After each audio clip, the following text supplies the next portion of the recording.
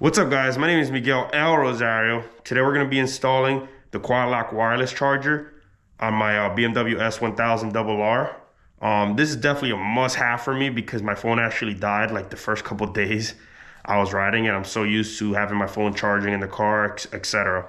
So this is originally what it came with, like the stem mount. You do need the stem mount on here. So I'm just gonna go through pretty much the basics on what you need.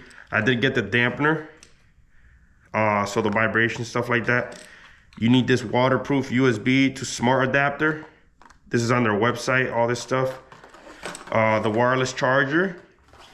I don't have the box for this, but the stem mount, I'll put a picture or something on the video of the stem mount. I threw the box out. So the wireless charger, of course. And then obviously whatever case you have. Make sure it is the mag one that could charge through it. You see MagSafe compatible, because I don't know if it'll work or not. Maybe it probably won't even charge. I don't know what it won't do. But yeah, it works pretty good. It is just annoying like actually finding it at first, especially when your bike is with the kickstand down. When you're actually on it, it's pretty easy because it's straightforward. A little crooked to the side, 45 degree, and then you clock on. But yeah, it's very good looking. I like it. You just obviously click down on this to take it off. So watch, I probably won't even be able to hit it on the first try. Oh, I lied, I got it. So to take it off, you just push down on the side and twist your phone. Pretty simple. It took me a while to even figure that out. I had to look it up. I thought I fucked it up or I missed something. To turn it on, there's a button in the back. It's not gonna turn on right now because it's disconnected in the back. So pretty much here, let's start from the top. Well, from the front, not really the top. But yeah, you can see the dampener. Kind of, I guess it's like really quick vibrations that'll make a difference. I don't really know how much of a difference it makes, but I got it just in case. I didn't want to mess up my phone's camera, all that stuff. So to install this, I didn't have to take off any panels or anything like that. I just literally pushed the wire under here. Push the wire under. You can literally lift this, like a good amount actually.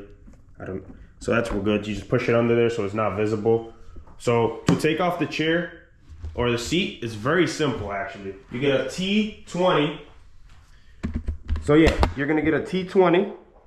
You're gonna go right behind here, right behind the M logo. Look at my masterpiece, long ass drill. But yeah, you get it around here. Obviously loosen that bolt. After that bolt's loose, it's just pretty simple, pops right up. That's it. Make sure you don't lose that bolt, pops right up. And that's it. So you're gonna go back here. I did run the excess wire and all that stuff. This is where it connects USB to USB from that plug that I showed you guys earlier. I zip tied and pushed it down there. So you're gonna run that under here. I ran this first, I pushed it down, then I found it with my fingers. And let me take out this real quick. So this is it. This is like the end piece. I left it on auto. Right here a while back. Now it's on auto. It was on off because I guess when I took it out. But I left it on auto, so it automatically shuts off. I don't really know what it does because sometimes it stays on. Anytime you turn off your bike, just hit the button to turn it off, just to make sure you don't come back to a dead battery, especially if you have the M1, because these batteries are smaller and they don't hold that much power. So you put it here, you connect it to the original battery tender, and that's pretty much it. You're good, you're golden.